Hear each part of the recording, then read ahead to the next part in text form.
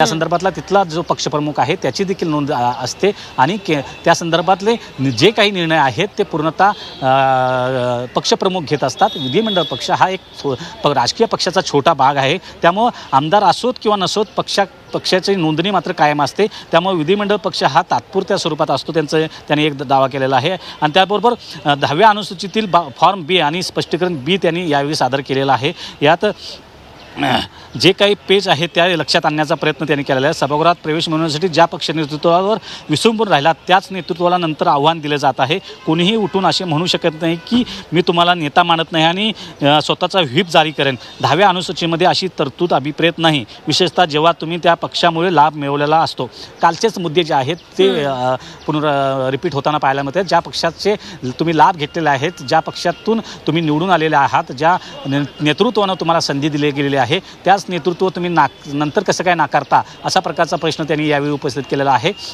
आणि एकदा आमदार झाल्यानंतर तुम्ही त्यावर थेटपणे उमदार फुटून काही जण पक्षावर कसं काय दावा करू शकतात, अशा प्रकारचा एक प्रश्न यावेळी कपिल सिब्बल यांच्याकडून उपस्थित होतोय। आणि विधिमंडळ पक्ष आणि राजकीय पक्ष यातला जी फूट आहे ती वेगवेगळी आहे। त्यासाठी वेगवेगळे दाखले हे अनुपमा याच्या अगोदर देखील वेगवेगळ्या केसचा दाखला दिला गेला। ज्या प्रकारे जनता पार्टी असू दे, समाजवादी पार्टी असू दे, त्यांच्यामधली फूट जी आहे ती वेगवेगळी आहे। त्यावेळी देखील त्याचबरोबर बोंबई केसचा संदर्भातला जो केसचा आढावा दिला गेला। आणि एखाद्या राजकीय पक्षातली फूट जी आहे ती वेगळा भाग असतो।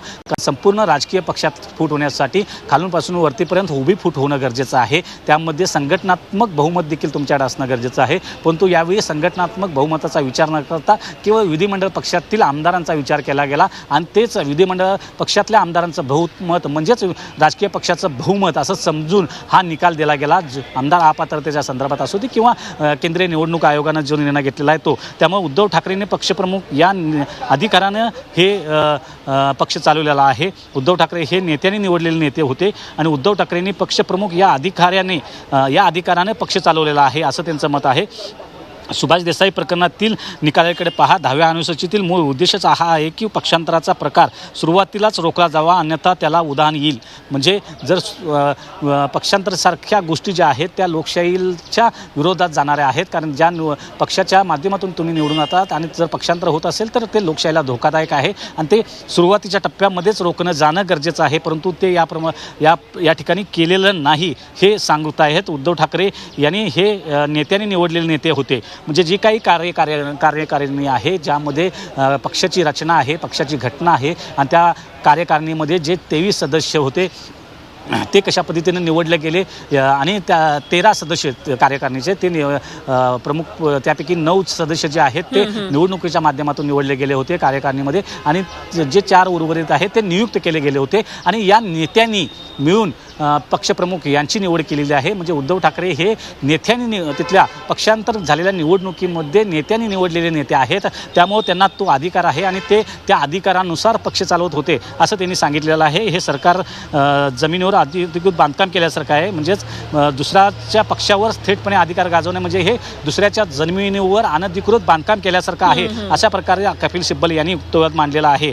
त्यामुळं काही दिवस राहिल्या उद्धव ठाकरेच्या संदर्भात काही दिवस एका पक्षात राहिल्यानंतर तुम्ही थेट त्याच पक्षावर दावा करणं कशा पद्धतीनं चुकीचं आहे, अशा प्रकारे त्यांनी या संदर्भात युक्तिवाद केलेला आहे। आणि पक्षात फूट पडल्यावर ठाकरेंनी अजय चौधरी यांची नियुक्ती केली होती। काल देखील आपण त्या संदर्भात सांगितलं होतं की एकदा पक्षात फूट पडल्यानंतर अजय चौधरी यांची गटनेतेपदी नियुक्ती केली गेली होती, तर सुनील प्रभू यांची पुन्हा एकदा व्हीपपदी नियुक्ती केली गेली होती आणि तेच त्यांचे प्रमुख व्हीप होते। त्यानुसार सुनील प्रभू हे प्रमुख व्हीप होते।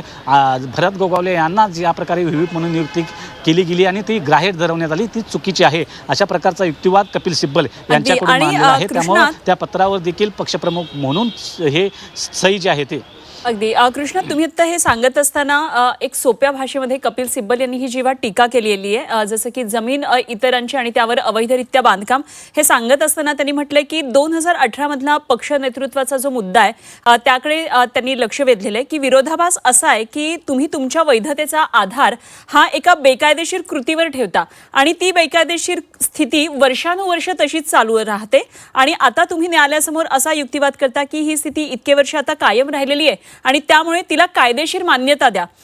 तर हे म्हणजे सरकारी जमिनीवर अनधिकृत बांधकाम करण्यासारखं आहे असं सिब्बल यांनी म्हटलेलं आहे. मला वाटतं मनशी हा मुद्दा खूप महत्त्वाचा आहे की बेकायदेशीर स्थितीमध्ये एकतर निर्णय घेतला, वर्षानुवर्ष परिस्थिती तशीच राहिली आणि आताच त्याला नॉर्मलाइज करत तीच कायदेशीररित्या स्थिती आहे असं म्हणण्याचा हा करण्याचा एक प्रयत्न होता. अशा प्रकारे कपिल सिब्बल यांनी सगळे ताशेरे ओढलेले आहेत.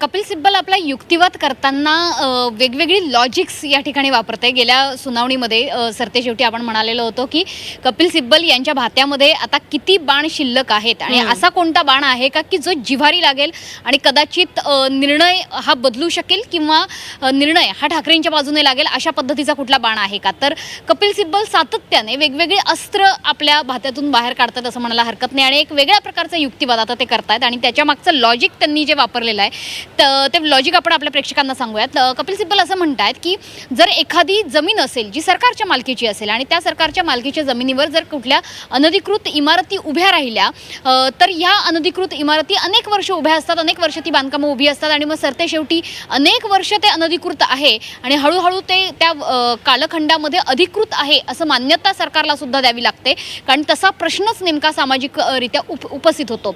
तर त्यामुळे जर पक्षामध्ये त्रुटी आहेत म्हणजे शिवसेनेमध्ये त्रुटी आहेत हे जर तुम्ही आत्ता दाखवून देताय, घटनेमध्ये त्रुटी आहेत हे जर तुम्ही आत्ता दाखवून देताय तर त्याच त्रुटींच्या आधारे त्या वर्षानुवर्ष आहेत आणि म्हणून पक्ष आमच्या हवाली करा असं म्हणण्याजोगं आहे. मात्र त्यांनी थोडक्यात तुलना जी केलेली आहे म्हणजे सध्या एकनाथ शिंदेंच्या अखत्यारीत असणारा जो पक्ष आहे त्याची तुलना कपिल सिब्बल हे सरकारी जमिनीवर असणाऱ्या अनधिकृत बांधकामाशी करतायत की ते अनधिकृत बांधकाम वर्षानुवर्ष आहे म्हणून एक वेळ अशी येते की सरकारला त्याला अधिकृत म्हणून मान्यता द्यावी लागते.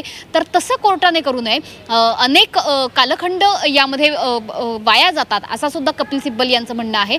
त्याच्यामुळे आता पक्ष उभा राहिलेला आहे, आता एकनाथ शिंदेंच्या पक्षाने निवडणुका लढवलेल्या आहेत, आता एकनाथ शिंदेंचे आमदार निवडून आलेले आहेत. भले ते त्यावेळेस जरी अपात्र असतील तरी सुद्धा ती विधानसभा आता संपलेली आहे त्याच्यामुळे त्यांच्या अपात्रतेचा मुद्दा देखील उपस्थित होत नाहीये. अशा स्थितीमध्ये एकनाथ शिंदे यांचा पक्ष आलेला आहे किंवा एकनाथ शिंदे यांचा गट आलेला आहे त्यामुळे आता त्याला अधिकृत म्हणून मान्यता द्या अशा पद्धतीचा निर्णय कोर्टाने घेऊ नये असं लॉजिक आता कपिल सिब्बल मांडताना दिसत आहेत. त्याच्यामुळे कपिल सिब्बल जे नेमकं काय म्हणतात त्यांचे शब्द काय आहेत ते देखील आपण प्रेक्षकांना सांगूयात की 2018 मधल्या पक्षाच्या नेतृत्वाच्या मुद्द्याकडे जर आपण लक्ष वेधलं तर वैधतेचा आधार जो वारंवार एकनाथ शिंदे यांच्याकडनं उपस्थित केला जातोय तो वैधतेचा आधार नेमका काय आहे तर तुमची एक बेकायदेशीर कृती आहे आणि त्या बेकायदेशीर कृतीला तुम्ही जर वर्षानुवर्ष तसंच चालू ठेवलं तर ती स्थिती ही कायदेशीर कृतीमध्ये बदलते आणि त्याच्यानंतर न्यायालयासमोर असा युक्तिवाद केला जातो की ही स्थिती जी बेकायदेशीर आधी होती ती मात्र इतकी वर्ष कायम राहिली आहे त्यामुळे आता त्याला कायदेशीर अधिकृत म्हणून मान्यता द्या. म्हणजेच काय तर अनेक वर्षांपासून सरकारी जागेवर जर अनधिकृत इमारत एखादी उभी असेल आणि नंतर सरकार अनधिकृत जागा ही अधिकृत करून देते अर्थातच ती सरकारवर ओढावलेली सुद्धा एक प्रकारची नामुष्की असते. त्यामुळे माझ्या पक्षाबाबत पण तोच निर्णय द्यावा अशा पद्धतीचा आग्रह हा एकनाथ शिंदेंकडनं केला जातोय. अनेक वर्षांपासून जर शिवसेना पक्षामध्ये त्रुटी होती तर कोर्टाने ती त्रुटी ग्राह्य धरावी आणि पक्ष आमच्याकडे द्यावा अशा पद्धतीचा युक्तिवाद आता कपिल सिब्बल करताना आपल्याला बघायला मिळत आहेत. त्याच्यामुळे एकंदरीतच जर शिवसेना पक्षाच्या घटनेमध्ये काही त्रुटी होती तर त्यावेळी एकतर ती सोडवली जायला हवी होती. त्या त्रुटी संदर्भात युक्तिवाद होऊ शकला असता, त्या त्रुटी संदर्भात एक वेळ खटला चालू शकला असता. मात्र या त्रुटी आहेत म्हणून पक्ष आमचा होतो आणि तो पक्ष आमच्याकडे द्या अशी मागणी करणं ही चुकीची आहे. कारण जो बेस असतो सरकारी जमिनीवर जर एखादी अनधिकृत इमारत उभी राहिली तर मूळची ती अनधिकृतच असते हे आधी आपल्याला मान्य करावं लागतं. मात्र ती स्थिती जर वर्षानुवर्ष राहिली तर तो एक सामाजिक प्रश्न निर्माण होतो आणि त्या धर्तीवर सरकारला नामुष्कीनं ती अनधिकृत इमारत किंवा ते जे काही अनधिकृत बांधकाम असेल त्याला अधिकृत म्हणून मान्यता द्यावी लागते. तशी स्थिती शिवसेना पक्षाच्या बाबतीत होऊ नये अशी मागणी आता कपिल सिब्बल कोर्टासमोर करताना दिसत आहेत. त्याच्यामुळे वेगवेगळ्या पद्धतीच्या लॉजिकनं वेगवेगळ्या पद्धतीच्या उदाहरणांच्या माध्यमातून कपिल सिब्बल आपला युक्तिवाद कोर्टासमोर पटवून देण्याचा प्रयत्न करतायत. शिवसेना या पक्षावरती एकनाथ शिंदेंचा गट किंवा विधिमंडळ आमदार जे त्यावेळेस फुटलेले होते तो गट दावा करू शकत नाही. हा युक्तिवाद वेगवेगळ्या पद्धतीने कपिल सिब्बल मांडण्याचा प्रयत्न करतायत. अर्थातच आज कपिल सिब्बलांचा युक्तिवादाचा हा शेवटचा दिवस असेल का यावर देखील प्रश्नचिन्ह आहे. त्यानंतर कोण युक्तिवाद सादर करतंय त्यात सुद्धा कदाचित या पद्धतीच्या युक्तिवादाला उत्तर हे एकनाथ शिंदेंच्या वकिलांना द्यावं लागणार आहे. ज्या पद्धतीची तुलना आता कपिल सिब्बल करतायत की अनधिकृत इमारत अशा पद्धतीची उपमा अशा पद्धतीची तुलना ही शिवसेना पक्षासोबत पक्षासोबत जे एकनाथ शिंदेंच्या सध्या अखत्यारीत आहे जो पक्ष, त्या पक्षासोबत कपिल सिब्बल करताना दिसत आहेत. त्याच्यामुळे ही तुलना कितपत योग्य ठरेल यावर सुद्धा कदाचित युक्तिवाद हा शिंदेंच्या वकिलांकडनं होणं अपेक्षित आहे.